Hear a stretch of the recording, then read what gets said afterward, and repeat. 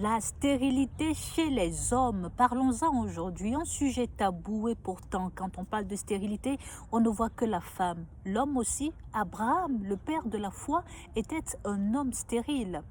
Je voudrais louanger d'abord le nom de l'Éternel aujourd'hui avec cette chanson de Jean-Jean.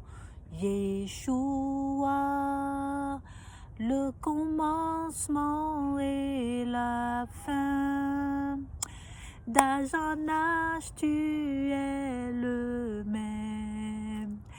Tu règnes éternellement. Louange te soit rendue, très saint Père Céleste. Merci pour ce matin.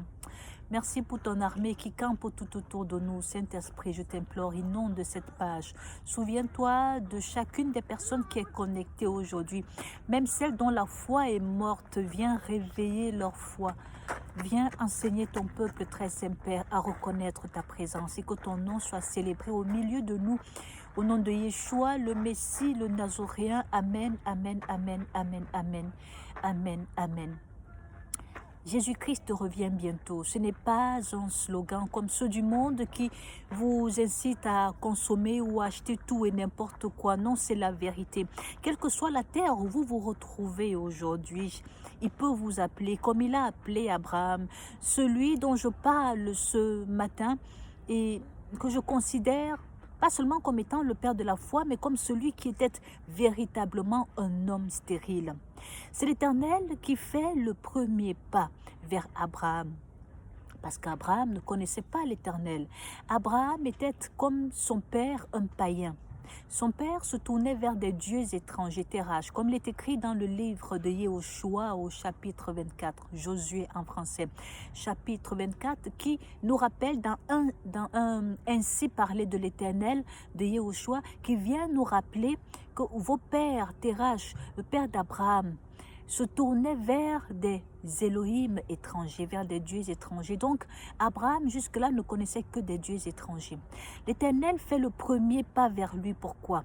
Parce que tous les descendants d'Adam et Ève, en tout cas la majorité, étaient des idolâtres. Ils se tournaient tous vers des dieux étrangers. Il était venu le temps pour l'Éternel de former son peuple à lui désormais, dont la grâce vient tomber sur Abraham. Abraham, le premier indice de sa stérilité est donc, n'est-ce pas, cet aspect spirituel. Il n'avait pas Dieu. Il était un païen. Il était stérile spirituellement parlant. Le deuxième indice, à 75 ans, l'Éternel vient lui dire, sors de la maison de ton père. Comment un homme à 75 ans peut encore vivre chez son père? C'était là un monsieur qui était sous le joug de l'esclavage, sous le joug de la servitude. Un homme à 75 ans qui avait pourtant des biens mais qui vivait toujours chez son père. C'était une véritable malédiction car oui, les autels familiers de la maison d'Abraham parlaient en sa défaveur. Abraham était celui qui était moqué dans la région car sa femme était stérile. Il avait déjà 75 ans, mais il était la risée dans la région. Pour un homme qui n'avait pas d'enfant à cette époque et à cet âge-là, c'était une véritable honte. Il était la risée de tous. Tous ces indices font d'Abraham ce monsieur qui gémissait lorsqu'il se retrouvait seul. Abraham était celui qui était dans une profonde tristesse, qui pleurait de tout son cœur, de toute son âme. Il pleurait, il était triste. Il n'était pas heureux. Il avait cette stérilité quotidienne chaque jour à cause des autels familiers. Toute cette nuit, je n'ai pas dormi entre 23 heures et 6 heures du matin. Je vous promets, je regardais ma montre, je dis, mais je ne trouve pas le sommeil. Tellement j'ai pensé à la tristesse que Abraham pouvait ressentir. Jusqu'au jour où il entend cette voix comme une délivrance. Lève-toi, une voix qui est remplie de paix, car lorsque l'Éternel vous parle, ce n'est pas, n'est-ce pas, pour vous reprocher quelque chose. Sa voix est toujours remplie d'amour. Lève-toi, quitte la maison de ton père, quitte ton pays. Il a dit, ouf, enfin un soulagement. Il y a quelqu'un qui a entendu mes gémissements. Ouf, enfin je vais sortir d'ici. Il a obéi. Il a obéi. Il s'est levé par la force de l'Esprit de Dieu. Il a quitté cette maison. En quittant cette maison, la Bible précise qu'il part avec ses serviteurs, avec ses biens, dont il n'était pas un homme pauvre. Mais sauf que sa véritable richesse commençait à cet âge. À ce moment, à 75 ans, lorsque l'Éternel lui demande de se lever, qu'il accepte la voix de l'Éternel. Malgré toutes les richesses qu'il avait, il n'avait rien. Ces richesses ne lui apportaient que tristesse. C'est pour cela qu'on dit les bénédictions de l'Éternel ne sont suivies d'aucun chagrin. C'est à partir du moment où il a entendu la voix de l'Éternel qu'il a reçu une espèce de joie et qu'il a été même obéissant à cette voix. Il est parti. Il ne s'est pas demandé, mais qu'est-ce que tu fais de moi? Il a simplement suivi la direction. Il a entendu la voix. Il a marché selon les consignes que l'Éternel lui donnait. L'Éternel ne lui a pas dit, je fais de toi un voyant, un prophète, un enseignant, un évangéliste ou autre. Non. Lorsque l'Éternel vous appelle et que vous entendez sa voix, ne vous demandez pas directement, mais quel titre je porte. C'est le monde qui est tout autour, qui viendra témoigner de cette grâce.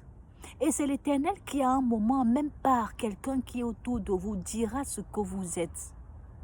Ne vous autoproclamez pas comme ça se fait aujourd'hui. Tout ceci fait partie de ce qu'on appelle l'humilité. Et souvent, nous voulons prendre les choses en main nous-mêmes lorsque l'Éternel nous annonce des choses, parce qu'on veut l'aider. On n'aide pas Dieu. Abraham a voulu aider l'Éternel lorsqu'il s'est retrouvé en chemin chez le Pharaon. Il se trouve en terre hostile. Il préfère mentir au Pharaon en disant que Sarai n'est pas sa femme, mais Sarai est sa sœur. Il avait peur de la colère, n'est-ce pas, de Pharaon. Et pourtant, Dieu était avec lui. Il devait avoir un peu plus d'assurance, mais il y avait toujours, n'est-ce pas, ce reste d'homme païen dans son ADN. Sarai également est celle-là qui est venue murmurer lorsque l'Éternel est venu faire annoncer qu'elle aura un fils avec Abraham. Elle a murmuré, elle s'est moquée. Moi, une vieille femme, comment je pourrais encore avoir un fils à cet âge? L'Éternel a gardé ce murmure à côté.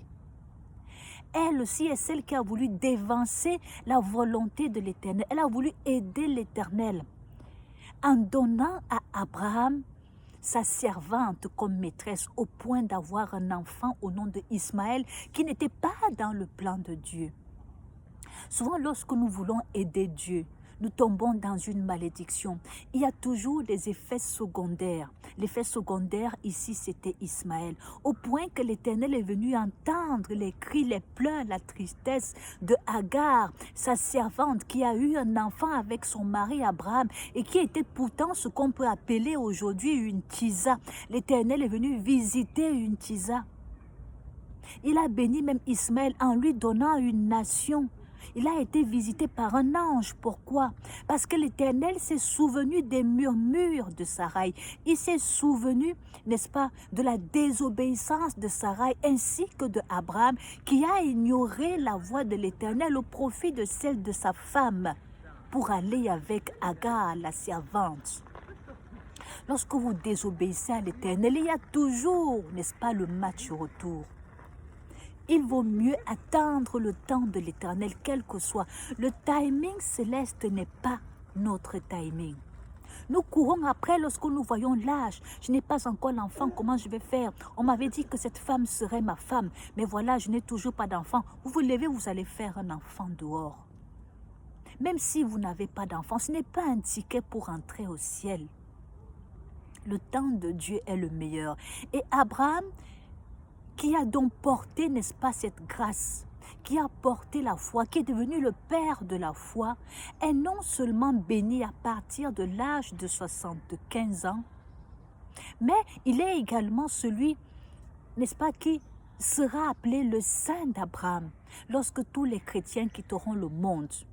Car oui, c'est lui qui porte la foi en premier, le Père de la foi.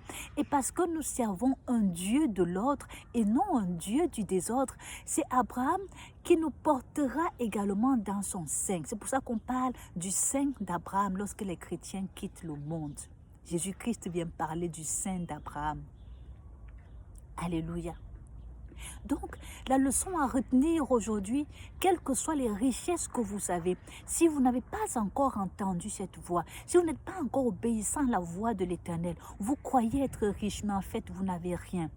C'est lorsque vous entendrez sa voix, comme, n'est-ce pas, vous l'entendez aujourd'hui à travers ce poste, que vous accepterez de le suivre, que vos véritables richesses commenceront, car oui, les bénédictions de l'Éternel ne sont suivies d'aucun chagrin. Les bénédictions que vous avez aujourd'hui continuent de vous apporter du chagrin, malgré que vous êtes applaudis tous les jours, malgré tout ce luxe dans lequel vous vivez, parce que vous n'avez pas encore entendu la voix de l'Éternel, parce que vous refusez de la suivre.